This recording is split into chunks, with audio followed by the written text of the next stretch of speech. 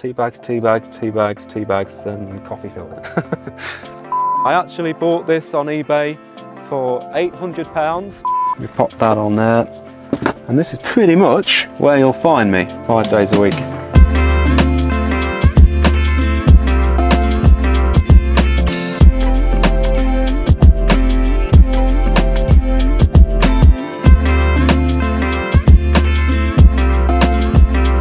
Alright guys, welcome back to another video. Today we're meeting up with Matt, who's living the digital nomad lifestyle from his van. Matt gives us an in-depth tour of his uniquely converted van, so make sure you stick around for that.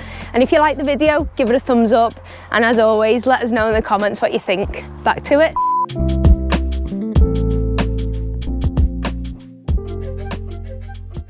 My name's Matt.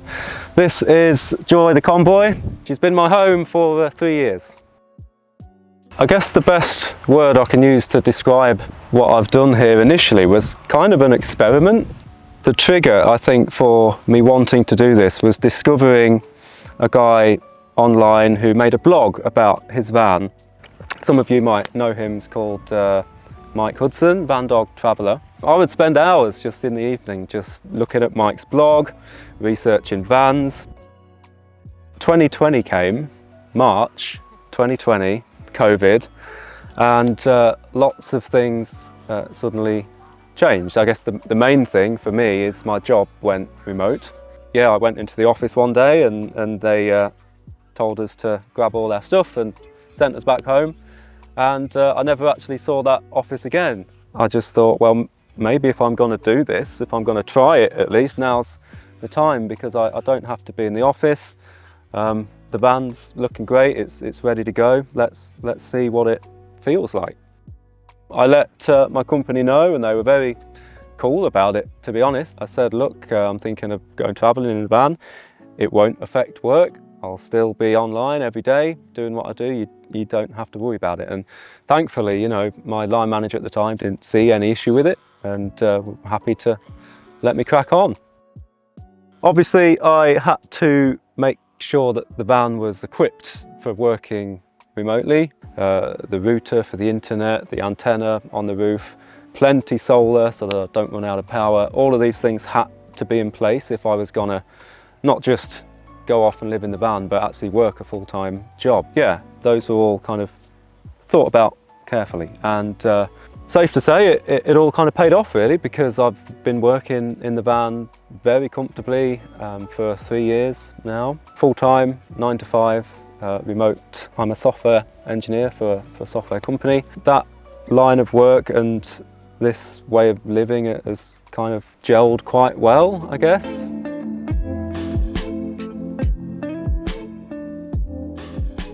Right, yes, this is Joy. She is a 2001 LDV Convoy. LDV went bust, they don't make them anymore. But it's a great, cheap, simple style of van to build a conversion in. I actually bought this on eBay for £800 from a chap in Birmingham that used it as a mobile disco, I think he ran around in. I was adding up everything from, you know, bags of screws I'd bought at B&Q to like maybe special tools I needed, and it's definitely close to about £10,000, I think, all in all. So yeah, this is more than enough for me. It's got the high top, which just tickles my hair if I'm stood up inside. They're a good size, but they're not too big, but inside is quite roomy. So yeah, nothing too interesting this side, and don't come too close because you'll see a lot of imperfections. LDVs are known for their rust. It's one of the things that sends them to the scrapyard in most cases, and that has been the case with this from day one. I was aware of it before I got the van. I knew they suffered with the rust, so I was prepared to take it on. These I actually added in a desperate attempt to not run out of power in Scotland in the winter that's just passed. I do have 400 watt on top, laying on top of the roof rack, which is great. There's abundant energy in the summer. Even on days like this, you know, they're performing. But as soon as you get to October, November, December, it's kind of, you're done for really. And you know, I've got the fridge in there, I've got my laptop that I need to be on every day, so the power has to be there. In winter I actually rely a lot more on the engine running and the battery charger. There's a little flue up there for a boiler that's in the van, and at the very back you'll see there's an antenna for the router.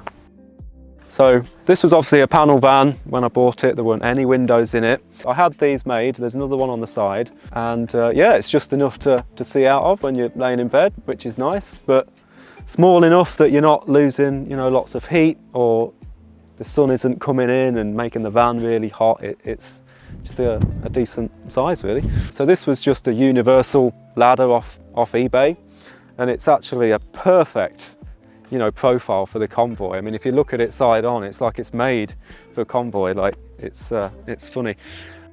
I went for the fixed bed at the back, and that gave me lots of storage space underneath. Storage is one of the most important parts in a van. So that's actually my backup water. I do have a 60-litre tank underslung, just kind of under the kitchen, further up there, and this is what I use when I've run out of that. So all in all, I carry about 100 litres, but you'll be surprised how fast that goes. There's also a bike in there as well. This is my electric board hiding under the bed here. It's where all the magic happens. I don't have anything too fancy or expensive in here. I actually went with lead acid batteries, so I've got two Trojans here. They're 150 amp hour each. In the middle of this board is my solar charge controller, so all the panels on the roof come into this.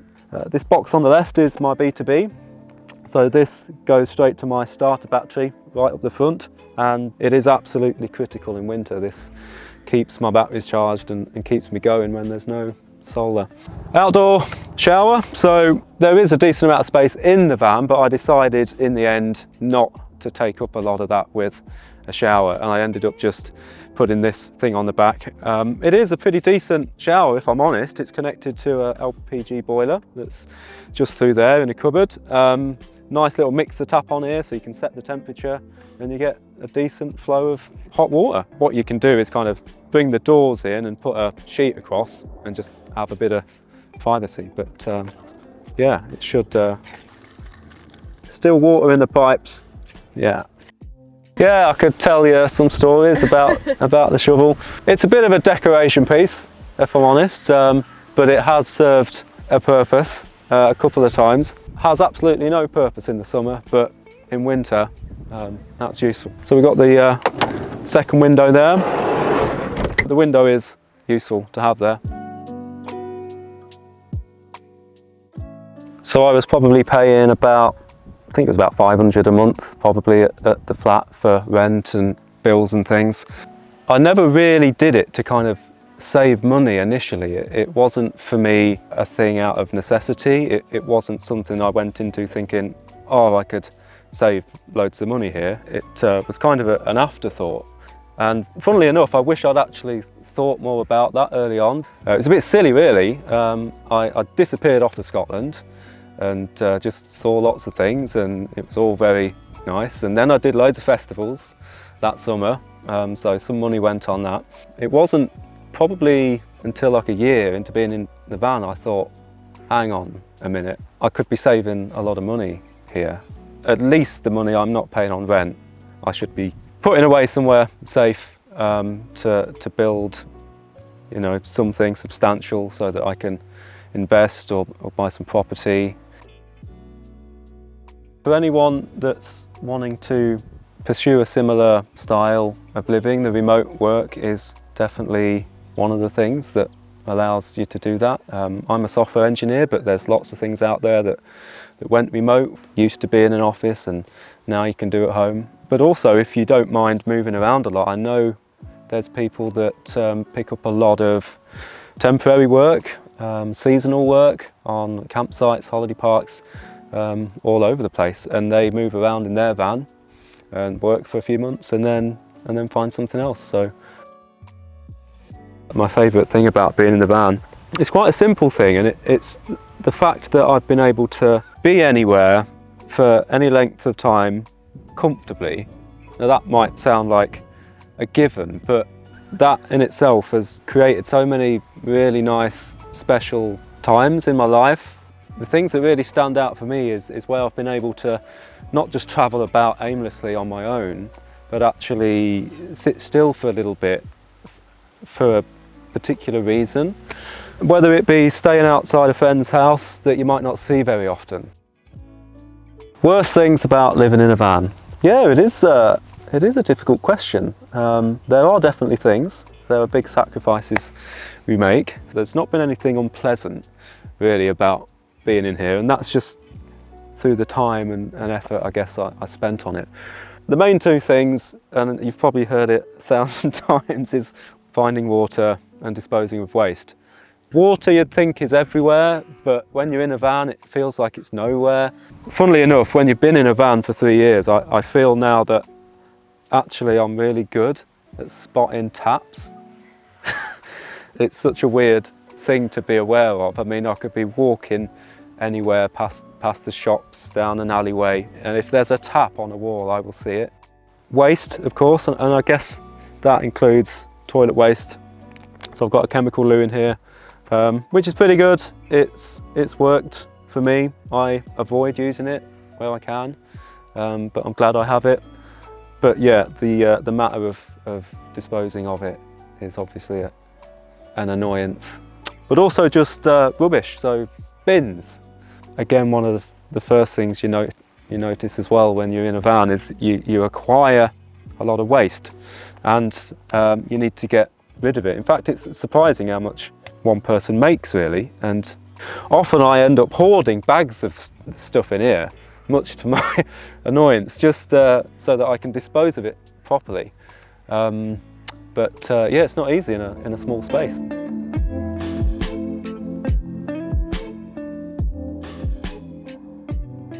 Right, you want to look inside? Right, let's go. Yeah, I guess it makes sense to start from the little kitchen here, which is really where it all started. One of the first things I bought, I think, was actually this lovely 1970s oven here. Super bit of kit. Would you believe it? It came with the original instructions, you know, dated 1963, with all the temperatures and times for cooking these dishes. Absolutely loved it. From that I kind of built out this frame, so that includes the counter that lifts up here, 2 hobs in the top. We have the sink on the end here, again with a mixer tap similar to the shower there. All the water comes from a tank underneath the floor, and I can have hot water if I turn the boiler on, but it doesn't really happen very often. We got 3 main cupboards here. The first one just got bins and things in. Here we have the compressor fridge. In the bottom there underneath the cupboards is just a few pots and pans, grill trays and things like that. Being in a van for 3 years gives you a lot of time to fine tune things. So there's a micro switch behind each of these doors that just turns on an LED strip that's running behind there. Again, it's just a convenience thing really. To be able to see in the back of the cupboards is super useful. Above the kitchen are these lovely little handmade spice racks. Here is the control panel for all of the electrics essentially. The main thing really is this panel in the middle, which is a display for the solar charge controller. So this is how I monitor my battery voltage and the power coming in from the solar panels. There's a few switches just for lights and things, so I've got the kitchen lights there. Diesel heater control panel as well there, that if you've got a van you might be familiar with that little thing. Carbon monoxide alarm, of course. Some jar lids screwed to the top. I think it's mainly full of tea bags, and coffee filters. Overhead storage, pretty important in a van. Anything small, packets, jars, small glasses, pot noodles. So when I got the van, this was all boarded off, as they typically are, the panel vans. I ended up just getting this green curtain. It's like a thermal curtain, like a blackout curtain. It's easy to step in and out. I'm not, you know, bumping into anything or got any doors to worry about. And if I want the privacy. So I've got these really nice deep storage compartments in here that have all kinds of things in. There's some personal items, and loads of clothes, socks and underwear in there. All right, the wood burner. What a gorgeous little thing the Lenny is. I mean, this is quite a small one really, but in a van this size, in a space this small, you don't need anything big. It does bring a whole new coziness level, I would say. Coming along here, got a guitar mounted here. Again, storage just at head height in this corner of the van. Tends to be a bit of a shelf where things get shoved. Here you'll notice this interesting rack on the wall. Again, it's handmade. I play a little bit of whistle and flute, as you can tell, and it's really great just for storing all the various sizes of whistles on there. And yeah, you probably noticed the keyboard. Again, something I've dabbled in. I always like to have a go when I get my hands on one. I can get it on the table, or it will fit on the kitchen, so the kitchen can become a piano if I so wish. Alright, so yeah, I'm currently sat on my wonderful corner sofa. I've got the toilet under this end. I've got a door that comes down here with some more clothes in, and again a little door here with some food items. So all of these cushions are individual and the tops come off. So if I need to get in there, it's really easy to access things or clean things. Yes, table. Probably one of my favourite features in the van. Remove the catches and this opens and out comes my desk. There's more space this side of the table because that's where I primarily sit and work. I've actually got these cigarette lighter sockets dotted all over the van. There's actually some down there by the sofa. You'll see there's some either end of the kitchen. Everything in this van is actually 12 volt. I pretty much use these sockets for everything. There's no mains. Everything is kind of 12 volt adapters for the laptop. I've got a 12 volt toothbrush charger. Obviously I work from the van 9 to 5, but it's pretty easy to convert this little space into my office. So I've got this little laptop stand here, which just raises the screen a little bit. We pop that on there. I've got my touchpad and my keyboard. And this is pretty much where you'll find me 5 days a week. I'm fairly comfortable on this sofa. I mean, I've done it for 3 years. It can't be too bad. Get some cushions behind me and it's pretty nice.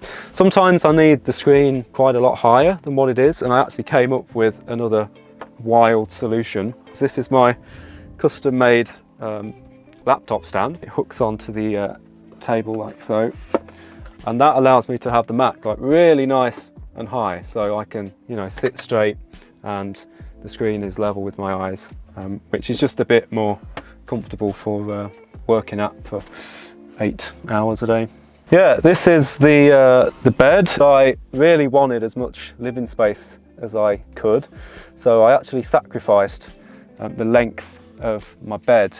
As long as I sleep kind of diagonally, I can fit lengthways like pretty comfortably. It means I have, you know, all of this space that I wouldn't have if my bed was the other way around.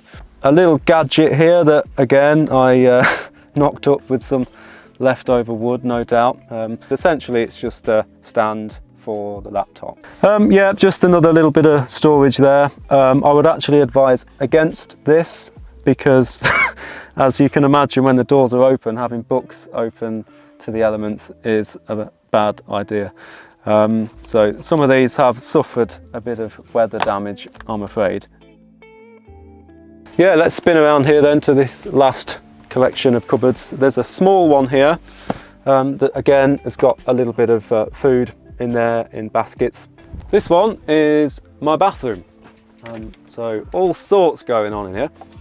Primarily storage for toiletries, so shampoos, conditioners, shower gels, mouthwash, toothbrush, toothpaste is all in there. Nice little wooden toilet roll holder there. In terms of hot water, there is an LPG boiler behind there. I'm well aware that these shouldn't be fitted in enclosed spaces, but I'll be honest, it rarely gets used, and when it does, it's for a very short amount of time.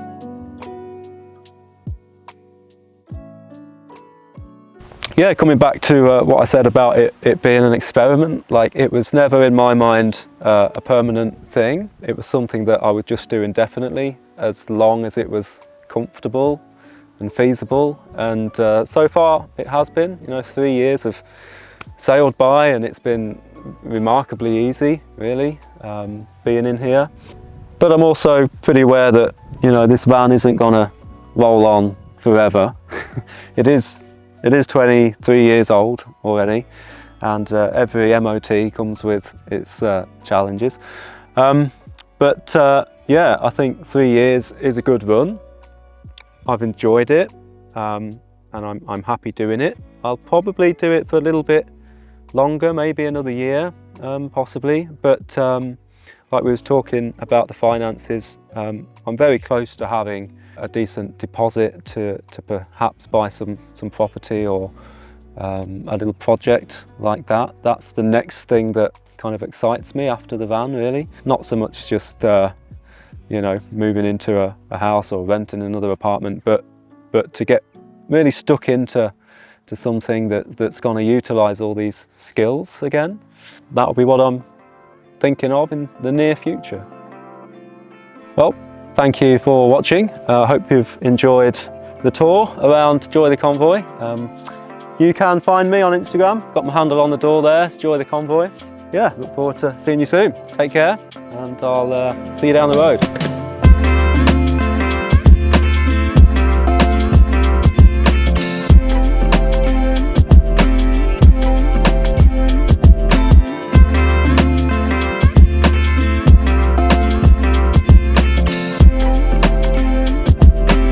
Alright guys, thanks for tuning in there, and a big thanks to Matt for sharing a story with us and showing us around his home. Make sure to follow him on all the socials, the links will all be down below, and let us know in the comments what you thought of the video.